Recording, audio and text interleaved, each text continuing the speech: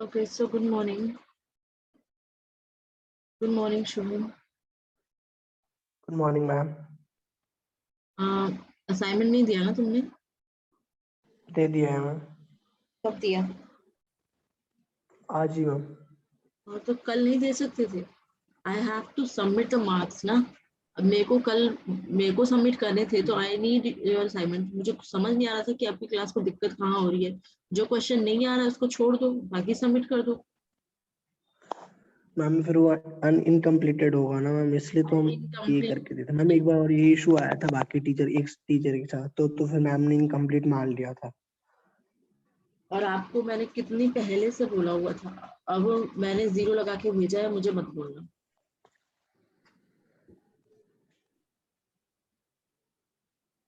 सिर्फ 3 बच्चों ने मुझे भेजा था कल तक, अमन, नेहा और सरिता।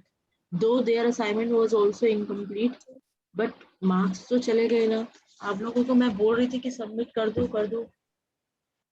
कब से दिया हुआ है, पता है क्या डेट थी? और जब आपको बोला जाए तब तो आप काम करना शुरू करते हो। अब नो वो मैम, मैंने पहले ही कर लिया था मैम। वो एक क्वेश्चन इशू आ रहा था, फिर हमने इसलिए तो मैंने मैम पहले ही मैसेज ड्रॉप किया था आपको उस दिन, फिर आपने रिप्लाई नहीं किया था। अरे रिप्लाई नहीं कर रही तो कॉल कर लो। नहीं देखा होगा तो नहीं रिप्लाई किया होगा। कौन हम सा अमन का क्वेश्चन? भी रात में कंप्लीट नहीं था मैम, उसको तो मैंने ही सेंड किया करके, मतलब हमने डिस्कस करके तब वो क्वेश्चन किया हम लोगों ने। तो उसका तो आ गया था मेरे पास 10:45 पे या 10 o'clock समथिंग पे आ गया था। तो तुम भी भेजे थे तब। हम बट मैंने फेयर नहीं किया था ना, इसलिए मैंने भेजा नहीं। मैंने रफ में तो आपको जब मैं क्लास करवा रहे थे, आप तो मैं सारे आंसर दे रहा था जितना आपने बताया। I know that, that's why I am asking you कि तुमने क्यों नहीं सबमिट किया। चलो, अब वो तुमने अब कर दिया सबमिट। यस मैम, सुबह के कर दिए। चलो, I will update the marks. But जब बोला जाए तब कर दिया करो, ठीक है? मैम वो क्वेश्चन का इशू था ना, इसलिए मतलब तो मैंने पहले ही कर मैम। बाकी कितने क्वेश्चंस थे मैम, मैंने पहले ही कर लिए थे, उसके लिए ब्लैंक छोड़ा था। वो क्वेश्चन थोड़ा उटपटा था, कौन सा इसलिए ये मैंने वाला कुछ नहीं किया। ना, सेकंड का B part, mirror reflection yes वाला? मैम। बाकी थर्ड का बी पार्ट हो गया सबसे? थर्ड का बी पार्ट, यस मैम, मैं अच्छे से कर लिया मैम। और किसने असाइनमेंट नहीं सबमिट किया? कुणाल, तुमने नहीं किया? तुमने तो कोई असाइनमेंट नहीं सबमिट किया, पता नहीं कर क्या रहे हो। मनीष, तुम्हारा भी नहीं असाइनमेंट आया है। दीपक का तुम्हारा भी नहीं आया है। सी, आपके मार्क्स अपडेट हो रहे हैं और आई नीड योर असाइनमेंट्स आपके। अब मैंने कल तक जिसका आया था उसका मैंने कर दिया है, अब मैं अपडेट करूंगी। अगर आज आ जाएगा, जिसके आज आ जाएंगे, I will update the marks, ठीक है? चलो, अब ये मैंने असाइनमेंट खोला हुआ है। कोई और डाउट है इस क्वेश्चन में? आप सबको असाइनमेंट नंबर 2 दिख रहा है ना स्क्रीन पे?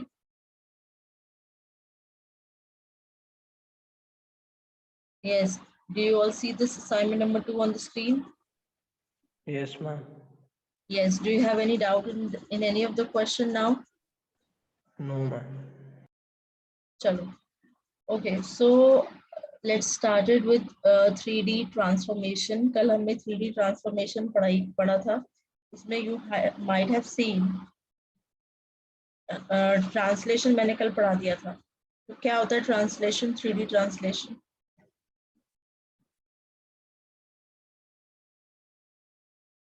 हाँ जी, what is 3D translation?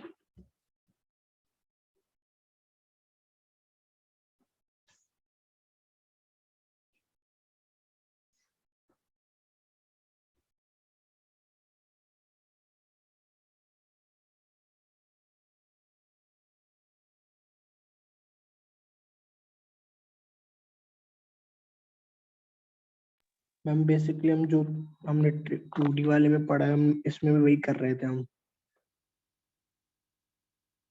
But हमारे पास इसमें एक और वेरिएबल आ जाता है, लाइक जेड। हाँ आपने देखो, बताया था। सबसे पहले तो देखो, अगर 2D ट्रांसलेशन है या 3D ट्रांसलेशन है, you have to talk about कि translation is the process of moving a point or a object from one location, from one position to another position. और जब हम 2D की बात करते हैं तो आपके पास कितनी एक्सिस होती है? 2 एक्सिस होती है, X axis and Y axis. Now, when we talk about 3D, then you have three axes where x-axis represent your width, y-axis represent your height, and the z-axis represent your depth. So, अब आपके पास क्या है? You have 3D format. तो उसके लिए आप क्या करते हो यहाँ पर? Like I've drawn this figure also before yesterday. तो यहाँ पर आपके पास जो भी ऑब्जेक्ट है उसको, अभी तो ये कौन से प्लेन में? See this is a square and this is in the plane of X Y plane. But अगर मैं कोई भी पैरेलॉइड ड्रॉ करती हूँ या कोई भी क्यूब ड्रॉ करती हूँ which is a 3D figure, उसको मुझे मूव कराना है. तो उसमें मूव कराने के लिए आपको पता है कि हर एक एक्सिस में हमें क्या ऐड करना पड़ेगा? The translation vector. तो अब यहाँ पर आपको पता है एक्स डैश को आप कैसे लिखते हो? X dash is equals to T X, where T is the transformation matrix for translation and X क्या है? X is the coordinates of a particular point. तो यहाँ पर कोऑर्डिनेट क्या है? X dash, Y dash, Z dash. और H क्या है? H is a homogeneous variable. तो एच की वैल्यू हमने क्या पुट करी? 1, बिकॉज 1 से जब भी हम मल्टीप्लाई करते हैं तो there will be no change in the answer. So हम ये वाला फॉर्मेट यूज कर रहे हैं. We are not using this format. Vertically हम हॉरिजॉन्टली राइट नहीं करेंगे, हम वर्टिकल राइट करते हैं. आपको पता है कि हमने इतने सारे पढ़ लिया तो उसमें हमने यही कॉलम करा है. मैट्रिक्स. हाँ, कॉलम मैट्रिक्स. अब ये देखो यहाँ पर कल भी हमने देखा था 3D ट्रांसलेशन में जो आपका इक्वेशंस है. इक्वेशन क्या है? एक्स डैश को आप कैसे लिख रहे हो? X dash is equals to T X, X plus T X, Y dash is equals to y plus ty and z dash is equals to z plus tz. और इसी चीज को I can write it in the format of matrix. Matrix की form में कैसे लिख सकते हैं? How I can write in the matrix form? यहाँ पे देखो x का कोफिशिएंट 1 है तो आपने 1 लिखा, y और z का कोई कोफिशिएंट नहीं है तो आपने 0 0 लिखा और फिर tx लिखा. सिमिलरली यहाँ पर x और z का कोफिशिएंट नहीं है तो आपने 0 और 0 z की जगह पे लिखा. y का कोफिशिएंट 1 है, you have written 1 here and then you have written ty. Similarly in the third equation there is no coefficient of x and y, then you have written 0 0.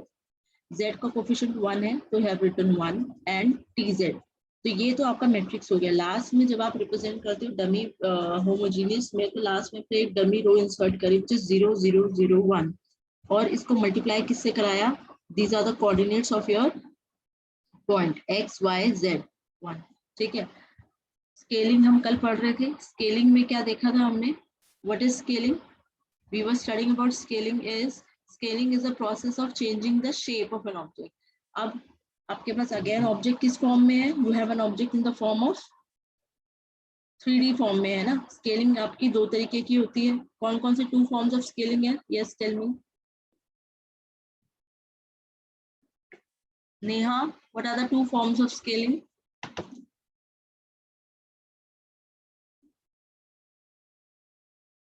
Neha is not. हाँ Neha, what are the 2 forms of scaling?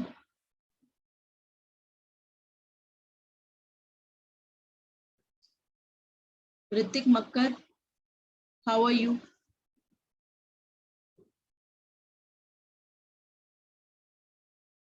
Yes Hrithik. हाँ जी. Am I audible to you? You there in the class? Unmute yourself.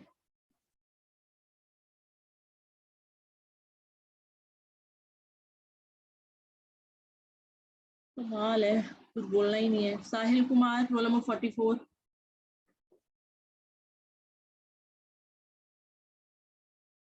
Sahil,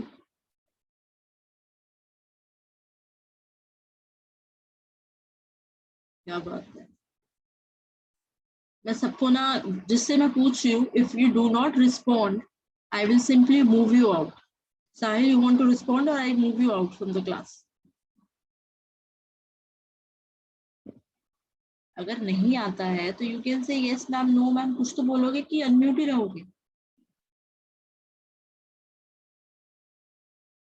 yes प्रेम, क्या होता है scaling?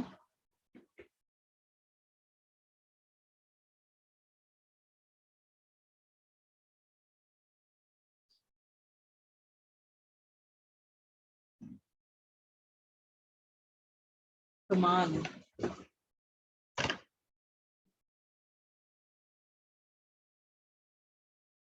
ठीक है, मैं पढ़ाती ही नहीं हूँ, आप लोग जानबूझ के you are doing like you don't know anything and you don't want to answer.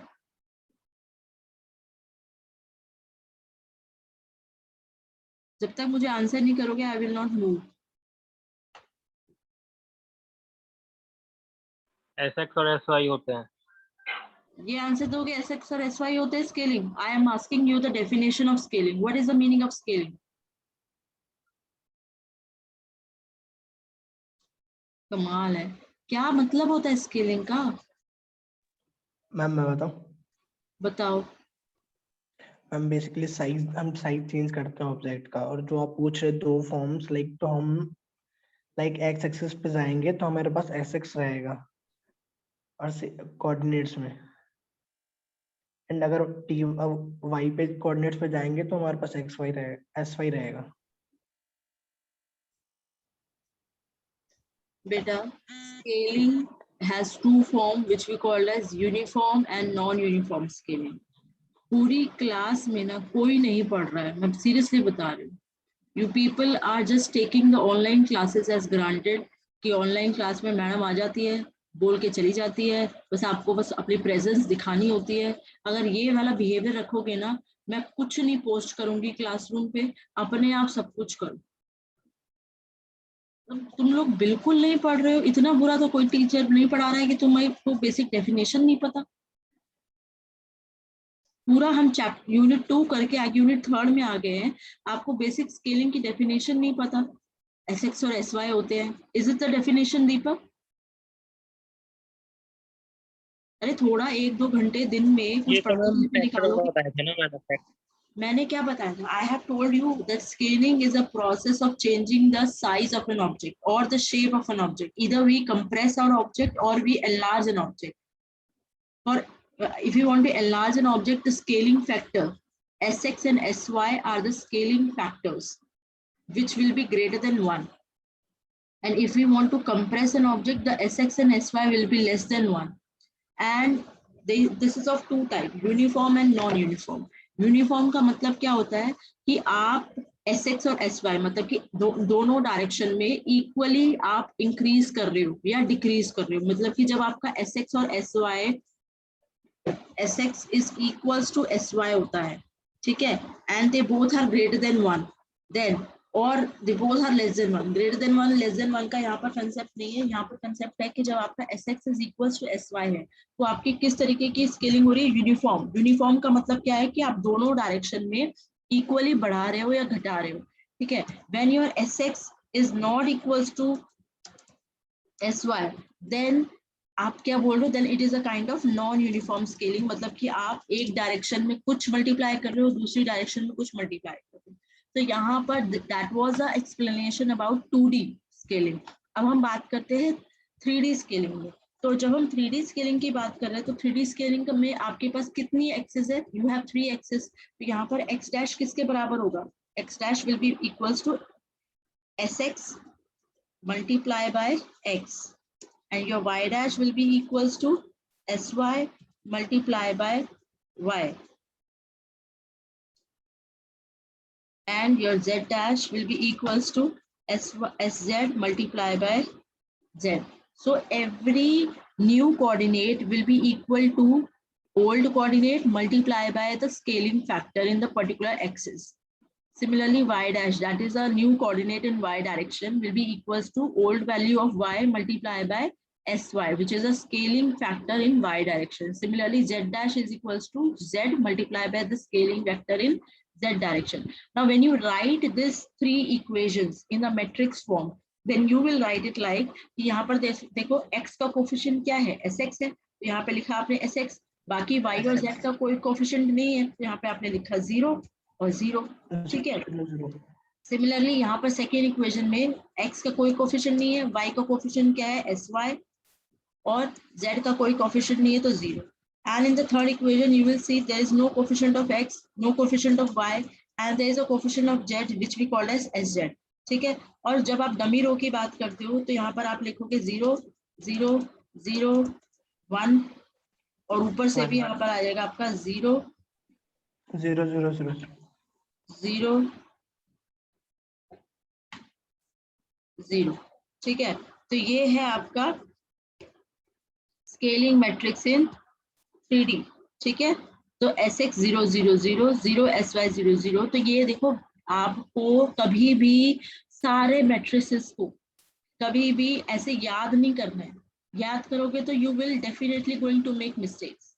You have to remember them with a concept.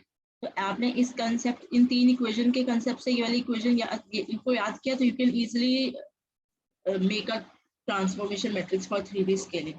ठीक है, तो ये आपका 3D स्केलिंग का ट्रांसफॉर्मेशन मैट्रिक्स है यहाँ पर, सी दिस वन, और ये आपके पॉइंट्स है। ठीक है, now take out a notebook, इस क्वेश्चन को सॉल्व करो। Consider the effect of translation in the XYZ direction by -2, -4 and -6 respectively on the homogeneous coordinate position vectors 1, 6 and 4. तो आपको 1, 6 and 4 are the points which are given to you, and आपको क्या given है, Tx, Ty, Tz. तो you can write the translation vector, translation matrix in 3D लिख सकते हो। ये क्या है आपका, this is your translation matrix, और ये Tx, Ty, Tz है, इनकी वैल्यू यहाँ पे पुट कर दो। Now tell me the solution of this. Solution बताओ मुझे जल्दी से इसका। We know that the translation matrix for 3D translation is this, and हमें Tx, Ty, Tz की वैल्यू given है। Just put the values here, and और हमें point given है। आपको पता है कि x dash y dash z dash 1 is equals to t x y z 1, है ना। मैंने ये वाला जो है पूरा जैसे आंसर करोगे उस फॉर्म में सॉल्व किया हुआ है। तो ये आपके, तो ये आपकी t की वैल्यू है, ये आपका ट्रांसलेशन मैट्रिक्स है, और ये क्या है आपका होमोजेनियस वेक्टर जो गिवन है 1, 6, 4, और लास्ट में w variable 1। Now when you multiply it, देखो ये 4x4 मैट्रिक्स है, ये 4x1 मैट्रिक्स है, तो 4 into 1 में आंसर आ गया, 4 रोज 1 कॉलम। तो 1 को जब इससे मल्टीप्लाई करोगे, 0 को किसी से करोगे नहीं, इसको भी नहीं करोगे, तो 1 को इससे मल्टीप्लाई करोगे तो विल गेट, करो चलो सॉल्व करो इसको, आपके पास ये आंसर आएगा।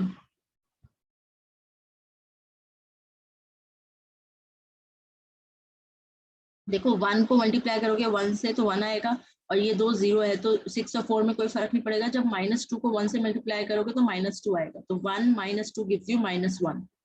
सिमिलरली 0 को 1 से करोगे कोई फर्क नहीं पड़ेगा, 1 को 6 से करोगे 6, 0 को 4 से करोगे नथिंग, एंड -4 को 1 से करोगे तो -4, तो 6 - 4 गिव्स यू 2, तो यहाँ पे 2 आ गया। सिमिलरली 1 को 4 से किया और -6 को किया तो गिव्स यू -2, एंड यहाँ पर 1 को 1 से किया तो 1। तो ये आंसर समझ में आया कैसे आया है। तो आपके जो न्यू कोऑर्डिनेट्स आ गए वो आ गए -2, 2, -2, -1, 2, -2। ठीक है, is it clear to you class? Clear हो रहा है कुछ? Yes ma'am. आप लोग सॉल्व कर रहे हो साथ में कि नहीं कर रहे हो? जस्ट सॉल्व, बाकी लोग और कोई कर रहे हैं साथ में सॉल्व? एक ये वाला क्वेश्चन देखो, ये वाला क्वेश्चन बहुत बार एग्जाम्स में पूछा हुआ है। This question number 2, just read this question. Given a rectangular parallelepiped, ठीक है, given a rectangular parallelepiped which is unit distance on z axis, 2 distance on x axis and 3 distance on, question read कर पा रहे हो सब लोग? दिख रहा है सबकी स्क्रीन पे ठीक से? Yes ma'am. तो यहाँ पर देखो, इसमें ना आपको कोऑर्डिनेट्स की वैल्यू नहीं गिवन है, आपको डिस्टेंसेस गिवन है कि जो z एक्सिस का डिस्टेंस है। देख, पहले तो आपको डायग्राम ड्रॉ करना आना चाहिए।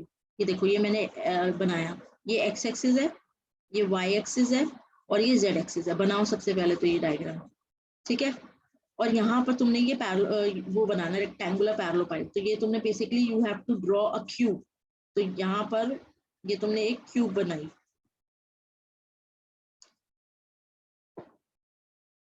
सबकी बन गई है क्यूब? यस मैम, बन गया। अब यहाँ पर जस्ट नेमिंग करो इनकी। This is A, B, C, D। जो पहला फेस है ना, This is A, B, C, D. Then this is E, which is origin. E, F, G, H. So you have 8 coordinates. A, B, C, D, E, F, G, H. अब आपको क्या given है? See, this is given to you कि जो आपका unit distance on Z axis, जो आपका Z axis पे यूनिट डिस्टेंस है, दैट मीन्स इट इज 1. ये वाला जो वैल्यू है ना, ये 1 है, ठीक है. 2 distance on x axis, that means ये वाला डिस्टेंस है, ये 2 है. और 3 डिस्टेंस ऑन वाई एक्सिस, तो ये वाला जो आपकी हाइट है वो है आपका 3. अब आप खुद बताओ, can you determine the coordinate values? Coordinate determine कर सकते हो? अब देखो ए की वैल्यू क्या होगी? ए की वैल्यू होगी 1,0. अरे क्या बात कर रहे हो? 3 कोऑर्डिनेट होंगे ना. ए जो है वो आपका एक्स वाई जेड में रिप्रेजेंट करोगे ना, ए को होगी, क्योंकि 3D फिगर. तो एक्स की वैल्यू होगी आपकी 0, वाई होगा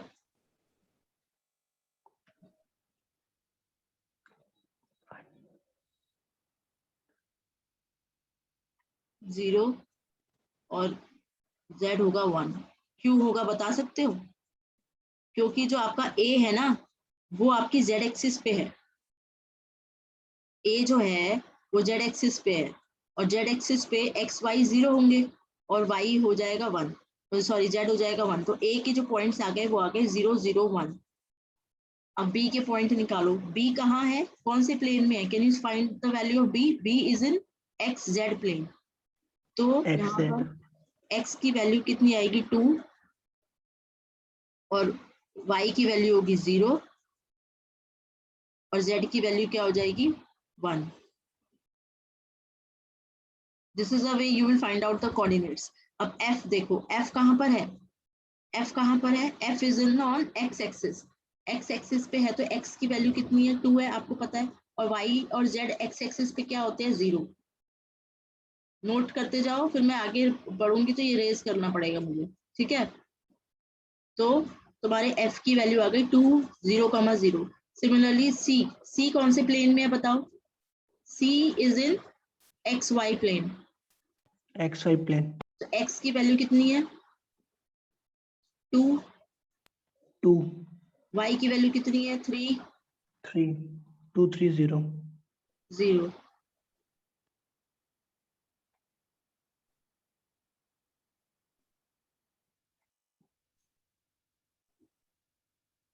और g जो है वो भी तुम्हारा, एक मिनट,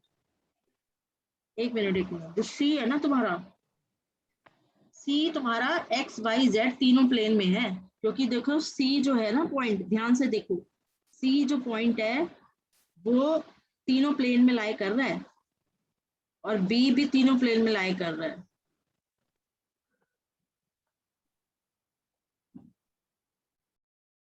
c जो है कैसे? अरे देखो, g जो है, g को देखो, g जो है वो तुम्हारा एक्स वाई प्लेन में है. g is a point which is in xy plane directly, it is visible. But c जो है वो हवा में है, वो xy प्लेन में नहीं है. वो देखो, जब आप इस फिगर को कोई भी अगर आपके पास कोई क्यूब हो, या जैसे वो होता है पजल, होता है पजल वाला क्यूब, उसमें जो ये c पॉइंट है वो तो बाहर का पॉइंट है ना, जो तीनों प्लेन के लिए लाई करेगा अकॉर्डिंग टू मी. अभी मैं आंसर वेरीफाई करूंगी. तो बट सी जो है वो it is a point which is out, ये आउटवर्ड पॉइंट है जो तीनों के लिए है. इसकी वैल्यू x की भी होगी, y की भी होगी, z की भी होगी. तो z का यहाँ पर आ जाएगा 1 इंस्टेड ऑफ 0, और ये वाली ये यहाँ पर 1 है. और g की वैल्यू आ जाएगी 2, 3, 0, क्योंकि g आपका xy प्लेन में है. 2, 3, 0 खाली. और डी भी जो है आपका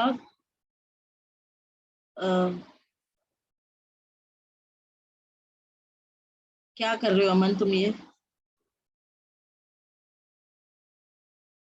और ये जो डी पॉइंट है ये भी बाहर का पॉइंट है, ये भी आउटवर्ड पॉइंट है. इसकी वैल्यू भी तीनों के लिए होगी। तो ये तो हमारा होगा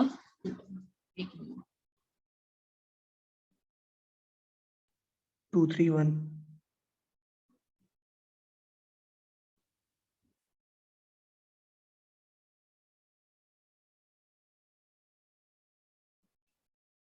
एक मिनट, अगर इसकी वैल्यू मैं 0 लेती हूँ, 0 नहीं, पहले तो एक साइड पे सबकी वैल्यूज नोट कर लो जल्दी से।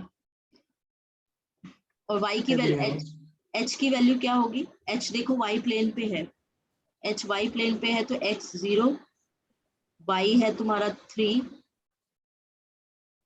और z 0। अब मुझे कंफ्यूजन हो रहा है d में, d अगर मैं बोलती हूँ कि it is an outward point, ma'am D के लिए y एक्सिस पे होगा। y और z प्लेन होगा। यस मैम, तो बस हमारा x 0 आ जाएगा, 0 3 एंड 2, नहीं 0 3 एंड 1।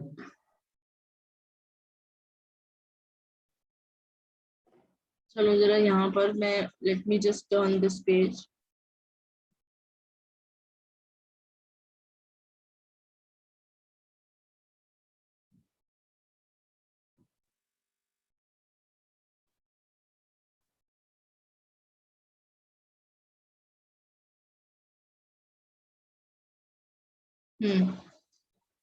तो ये देखो, ए मैंने लिखवाया था 001, क्या ठीक है? ए यही लिखवाया था 001। Yes ma'am. बी था 201, बी 201 था, ठीक है। और सी था 231, 231, यस 231। सी हमारा हवा में था ना, देखो मैंने यहाँ पे भी करेक्ट किया हुआ है, पहले 0 लिखा था। तो 231 और डी है हमारा 031, that is we are counting it in the Y Z plane.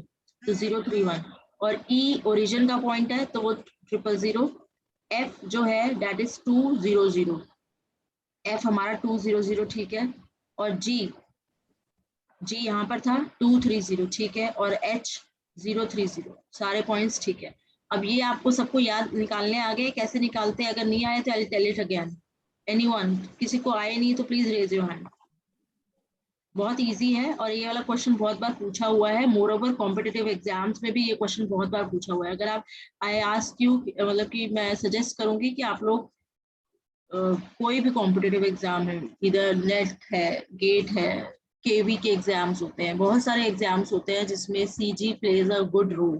CG के काफी अच्छे क्वेश्चंस आते हैं, तो उसमें ये क्वेश्चन पूछा हुआ है। मोर ओवर यूनिवर्सिटी एग्जाम्स में ये क्वेश्चन पूछा हुआ है। तो किसी को अगर नहीं आया निकालना तो I will tell it again. सबको आ गया? सबको आ गया है कि किसी को नहीं आया है? कमाल है, सबको आ गया कि पूछना ही नहीं चाहते हो। चलो, अगर आ गया तो अच्छी बात है। तो आपने सारे पॉइंट्स निकाल दिए, ठीक है। और आपको क्या गिवन है क्वेश्चन में? स्केलिंग गिवन है। क्वेश्चन वाज कि given a rectangular parallelepiped which is unit distance on z, 2 distance on x and 3 distance on y। तो आपने एक पैरापॉइड ड्रॉ किया एंड दिस इज, आपने इनकी नेमिंग करी और अकॉर्डिंग टू द प्लेन, कौन से प्लेन पे कौन सा पॉइंट लाई कर रहा है उसके हिसाब से आपने उनके कोऑर्डिनेट्स कैलकुलेट कर लिए। Now what is the effect of scaling when scaling factors are this? तो आपको स्केलिंग फैक्टर गिवन है, एस एक्स कितना है हाफ, एस वाई कितना है 1/3 एंड एस जेड कितना है 1। तो ये किस तरीके की स्केलिंग है? It is the non uniform scaling, मतलब तीनों वेक्टर्स जो है वो अनइक्वल है ना। तो ये नॉन यूनिफॉर्म है, आप हर डायरेक्शन में डिफरेंट वैल्यू से स्केल करा रहे हो। तो यहाँ पर आपने स्केलिंग मैट्रिक्स लिखा। स्केलिंग मैट्रिक्स क्या होता है? S X 0 0 0, S Y 0 0 0, S Z. तो आपने ये वैल्यू पुट कर दी, हाफ 1/3 एंड 1। तो ये वाली जो रो है, ये वाला कॉलम और ये वाली रो, ये आपके होमोजीनियस के लिए ऐड हो गई, ठीक है। अब आपको पता है कि कैसे करते हैं। New value can be calculated as t multiply by x। तो ये आपका t हो गया और ये हो गया आपका x। तो यहाँ पर देखो थोड़ा सा ये स्पेस खत्म हो गई थी तो ऐसे लिख दिया, ये आपका ए है, this is your B, this is your C and this is your D, फिर E F G H. Clear है? सब लोग नोट कर रहे हैं? Yes ma'am. तो ये तो है आपका scaling matrix in 3D and this is your जो पैरेलल पॉइंट था उसका मैट्रिक्स है। आपने सारे पॉइंट्स ए से लेकर एच तक सारे पॉइंट्स लिख दिए कॉलम की फॉर्म में, और लास्ट के है आपकी dummy root.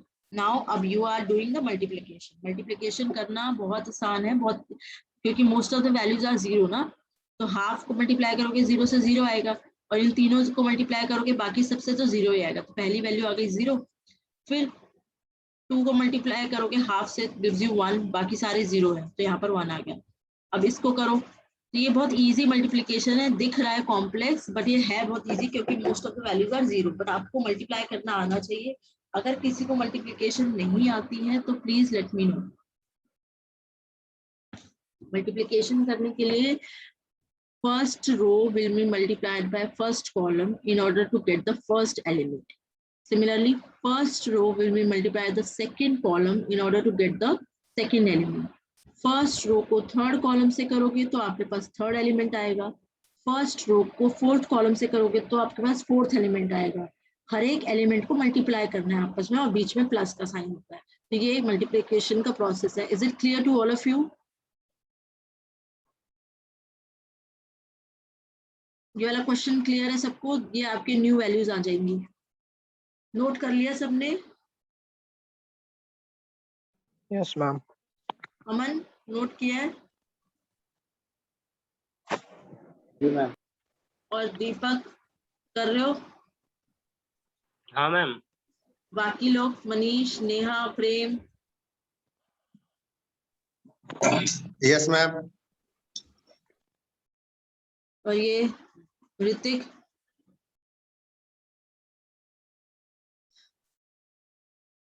Sahil Kumar?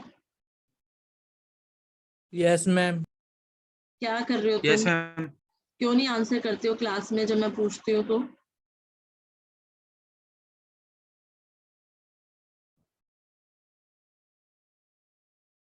Answer क्यों नहीं करती क्लास में तुम?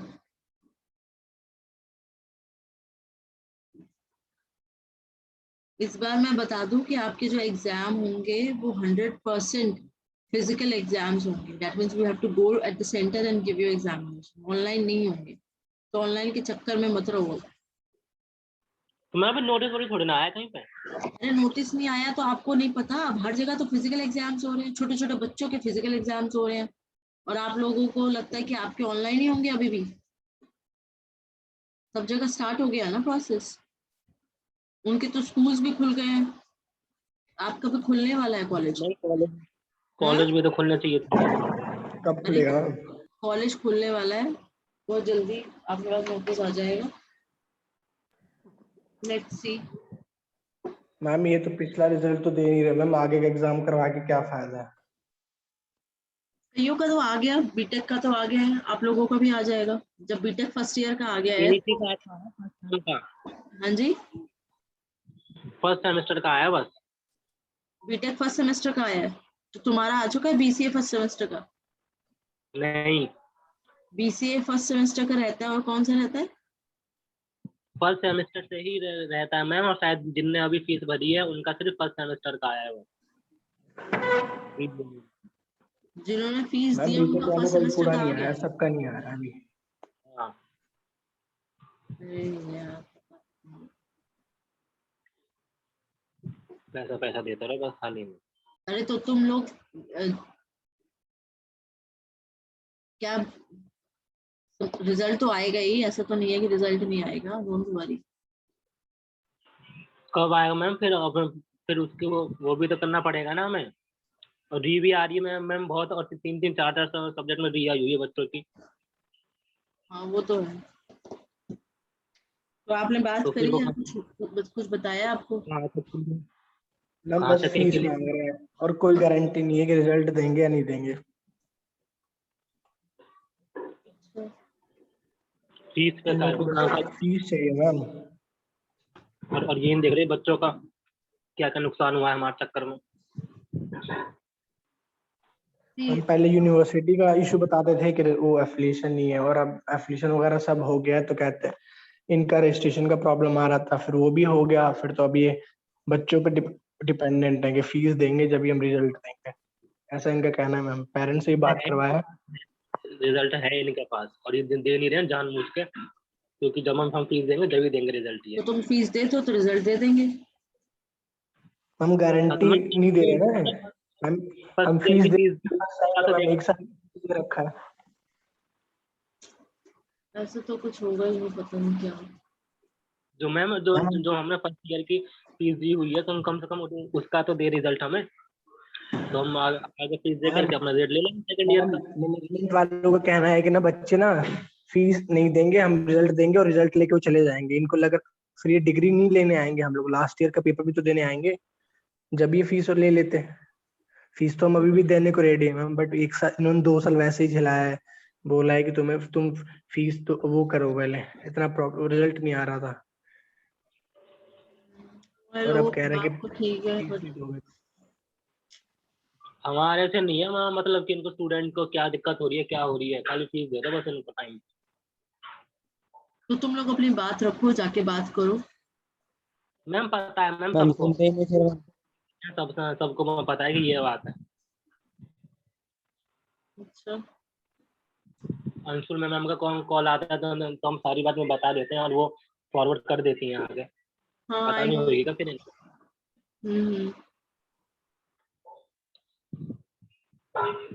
चलो, और देना है ये लोगों का सब ठीक हो जाए जल्दी।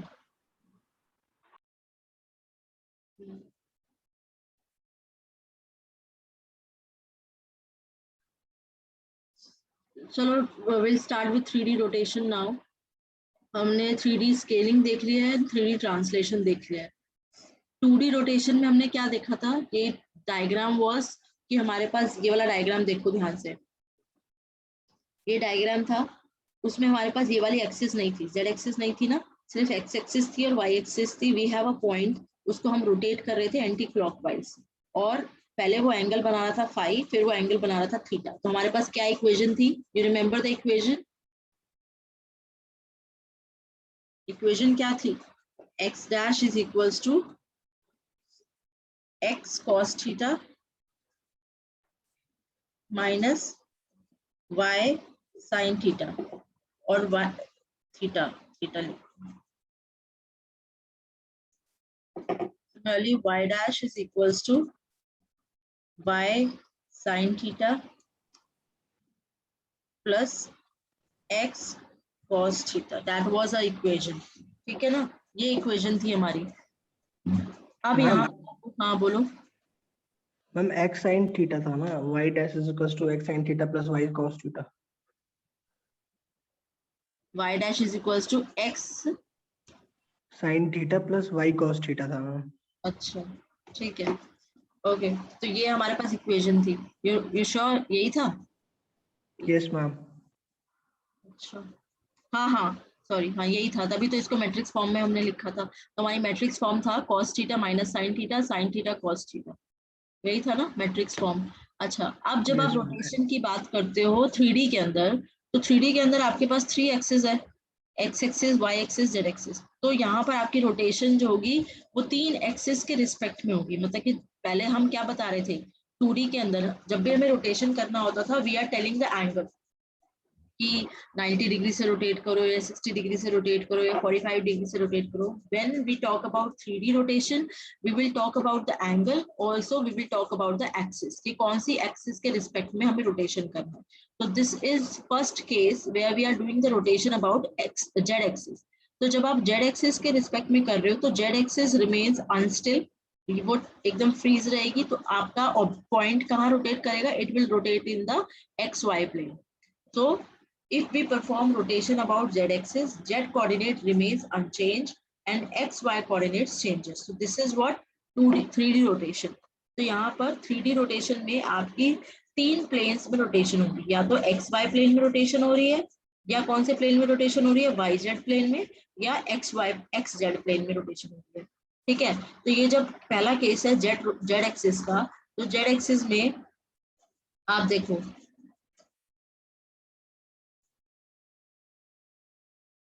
ये कौन सा खुला है?